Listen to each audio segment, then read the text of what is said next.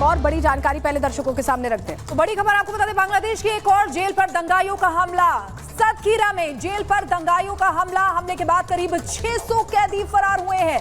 भीड़ ने जेल में तोड़फोड़ की, हंगामा किया। तख्तापलट के बाद भीड़ ने जेल को निशाना बनाया है। देखिए, अभी आपको बता रहे थे, शेरपुर जेल जहां पर दंगाइयों ने हमला किया था और 500 कैदियों को रिहा कराया था वहां पर, जिसमें से 20 आतंकी भी थे। अब एक और जेल सतखीरा में जेल पर दंगाइयों की भीड़ ने हमला किया है। कर्नल शैलेंद्र हमारे साथ जुड़े हुए हैं और वीके दत्ता सर भी हमारे साथ हैं। सर, आपके पास आना चाहेंगे शैलेंद्र सर कि अभी वही बात हम कर रहे थे कि किस तरीके से इनका मोटिव क्या है। वहां पर तो लगातार हिंसा फैला ही रहे हैं, अमेरिका तक भी पहुंच गए, जेलों को निशाना बना रहे हैं, वहां से कैदियों को छुड़ा रहे हैं, आतंकियों को छुड़ा रहे हैं, एक और जेल को निशाना बनाया। सर, एक चीज और जोड़ लीजिएगा उसमें, आप जो उस समय बड़े पर्सपेक्टिव की बात कर रहे थे कि पाकिस्तान का भी हाथ है, चीन भी चाहता था कि कंट्रोल मिले, और उसके अलावा विपक्षी नेता और सेना ने तो बिल्कुल साथ नहीं दिया। क्या सेना चाहती तो ये इतना बड़ा जो मैसिव प्रोटेस्ट हो रहा था इसे दबा नहीं सकती थी? क्या अपने प्रधानमंत्री को जानकारी नहीं दे सकती थी कि आपके खिलाफ इतना कुछ चल रहा है? अगर हम इस बात का सही आकलन करें तो आपको दिख जाएगा कि बिल्कुल क्लियर कट मोडस ऑपरेंडी की स्टैंप जो है वो आईएसआई वाली है। जैसा पाकिस्तान में होता है वैसे अब यहाँ हो रहा है। ये आईएसआई का एक ट्रेडमार्क है कि आप एक जो प्रोटेस्ट है उसको एक मॉब प्रोटेस्ट में कन्वर्ट करें। वो मॉब जाकर उन कैदियों को, उन डिसग्रंटल्ड एलिमेंट्स को सबको छुड़वाए। 600 लोग कम नहीं होते, 20 टेररिस्ट कम नहीं होते।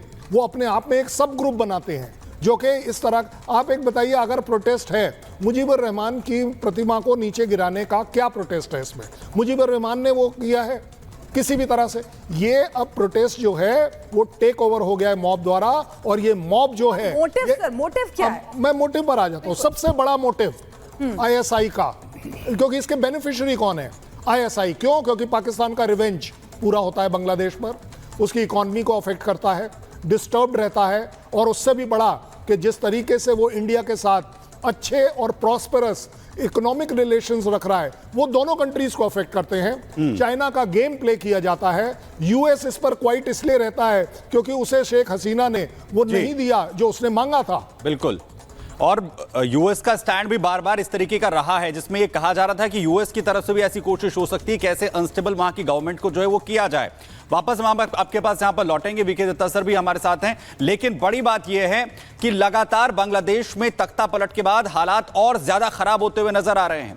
लगातार जो विद्रोह कर रहे हैं लोग, वो सड़कों पर हैं, उत्पात मचा रहे हैं। लेकिन इन सबके बीच एक बड़ी बात यह कि लगातार वहां पर जो अल्पसंख्यक हिंदू हैं उन्हें निशाना बनाया जा रहा है। उनके मंदिरों पर हमले यहां पर किए जा रहे हैं, उन पर हम लगातार हमले और उनके घरों को निशाना यहां पर बनाया जा रहा है। जिसके बाद सवाल खड़े हो रहे हैं कि आखिर हिंदुओं को जो लगातार निशाना बनाने के पीछे क्या मंशा है? आखिर कौन लोग हैं जो ऐसा करने के लिए इस तरीके से सड़कों पर उतर आए हैं? देखिए जरा।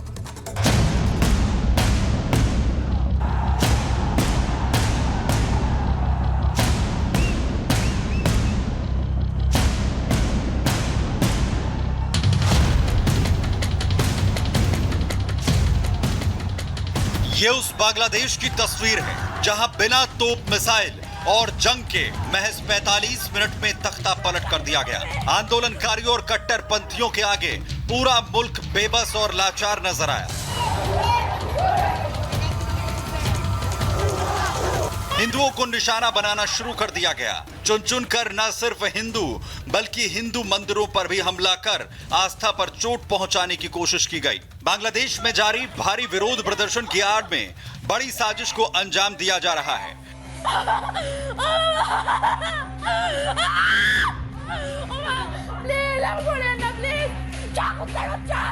वहां पर हिंदू माइनॉरिटी में है और यहां की आरक्षण नीति में माइनॉरिटी का हिस्सा है। यही वजह है कि इस्लामिक कट्टरपंथी अब हिंदू परिवारों को निशाना बनाने में लगे हैं। हालात इतने बिगड़ गए हैं कि प्रदर्शनकारी ढाका में हिंदुओं के घरों में घुसने लगे हैं। हिंदुओं के घरों में आगजनी की जा रही है।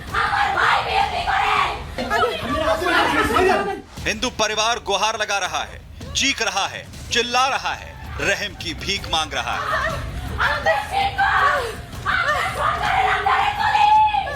लेकिन हिंसक भीड़ एक भी नहीं सुन रही।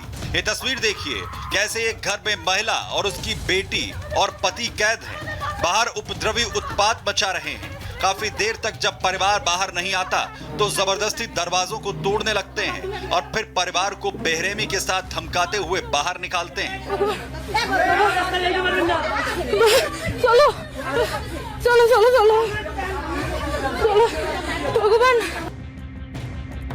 बांग्लादेश में हिंदुओं की स्थिति कितनी भयावह है वो आप इन तस्वीरों से समझ सकते हैं। कट्टरपंथी चुन चुनकर हिंदू घरों को निशाना बना रहे हैं। इस वीडियो में भीड़ हर घर की तलाशी लेती है और फिर एक हिंदू लड़की के घर में घुसकर हमला करते हैं। अब जरा इस तस्वीर को देखिए। इस्लामिक कट्टरपंथी सिर्फ हिंदुओं पर अत्याचार ही नहीं कर रहे, उनके घरों को भी आग के हवाले कर दे रहे हैं। जो जान बचाकर भागे वो खुशनसीब, जो भीड़ का शिकार बने वो आग में झुलसते दिखे। ये तस्वीर बांग्लादेश के नोआखली की है, जहां उपद्रवियों ने एक हिंदू परिवार के घर को निशाना बनाया। अपनी जान बचाने के लिए इस परिवार के लोगों ने खुद को घर में कैद कर लिया, लेकिन कट्टरपंथी सोच वाले हैवानों ने पहले घर की खिड़की को तोड़ा और फिर बाहर से पेट्रोल छिड़कना शुरू कर दिया। देखते ही देखते दंगाइयों ने इस घर में आग लगा दी। हिंदू होने की वजह से इस पूरे परिवार को आग के हवाले कर दिया। जानकारी के मुताबिक इस आगजनी में परिवार के 2 लोगों की जान चली गई।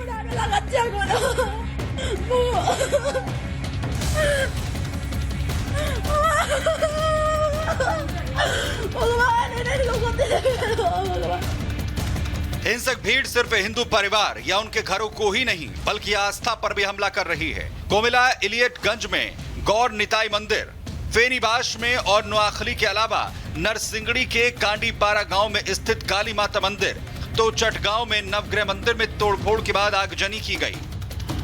मंदिर को निशाना बनाए जाने से हिंदू दुखी हैं, जिससे तंग आकर हिंदू छात्र चकरिया इलाके में नागेश्वरी मंदिर की सुरक्षा करते नजर आए। रात भर पहरेदारी की।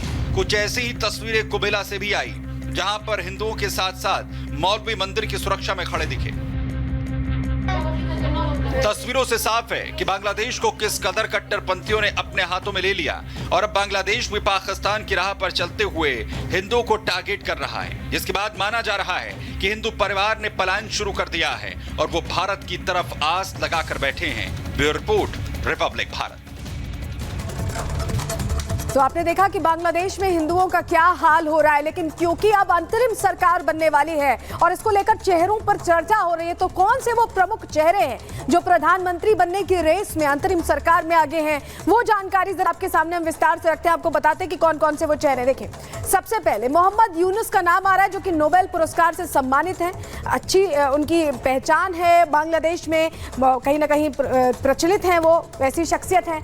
तारिक रहमान, खालिद जिया के बेटे हैं। तारिक रहमान और खालिद जिया को अभी हाल ही में उनके ऊपर भ्रष्टाचार के आरोप लगे थे, लेकिन उन्हें जेल से रिहा कर दिया गया है सेना प्रमुख के कहने पर, तो इनका नाम भी चल रहा है। सारा हुसैन सीनियर वकील हैं, इनका नाम चल रहा है। इसके अलावा जहांगीर आलम चौधरी सेना के पूर्व ऑफिसर हैं, इन्हें भी प्रधानमंत्री पद की जिम्मेदारी दी जा सकती है, क्योंकि अभी हालात बहुत तनावपूर्ण है। इसके अलावा सलाउद्दीन अहमद सेंट्रल बैंक के पूर्व गवर्नर रह चुके हैं, क्योंकि आर्थिक स्थिति बांग्लादेश की बहुत अच्छी नहीं है, तो इस लिहाज से इनका नाम भी इस वक्त चल रहा है। ये वो 5 नाम हैं जिनको लेकर प्रधानमंत्री पद पर कौन बैठेगा, इसकी चर्चा बांग्लादेश में चल रही है, लेकिन अभी हालात स्थिर नहीं है। और सबसे बड़ी चुनौती यही है कि जो प्रदर्शन चल रहे हैं, आज भी जेलों से कैदियों को, आतंकियों को रिहा करवा दिया गया है प्रदर्शनकारियों की तरफ से। तो अभी बांग्लादेश में जो हिंदू हैं, ये कहें कि जो लोग हैं, उनकी आक्रामकता कम नहीं हुई है, बांग्लादेश के हिंदुओं को भी निशाना बनाया जा रहा है। ये वो 5 चेहरे हमने आपके सामने रखे जो कि प्रधानमंत्री बन सकते हैं। लेकिन इसी से जुड़ी एक और बड़ी खबर बता रही है आपको शिखा।